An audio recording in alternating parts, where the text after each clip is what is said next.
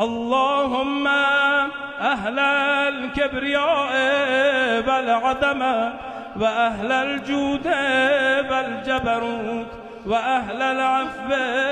والرحمة وأهل التقوى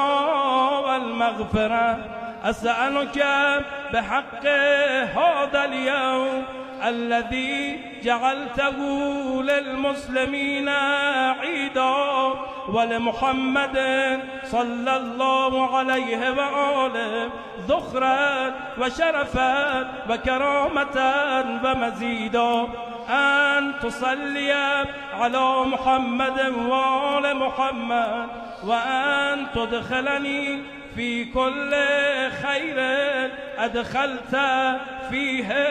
محمدا وآل محمد، وأن تخرجني من كل سوء أخرجت منه محمدا وآل محمد، صلواتك عليه وعليهم. اللهم إني أسألك خير ما سألك به عبادك الصالحون، وأعوذ بك مما استعاذ منه عبادك المخلصون.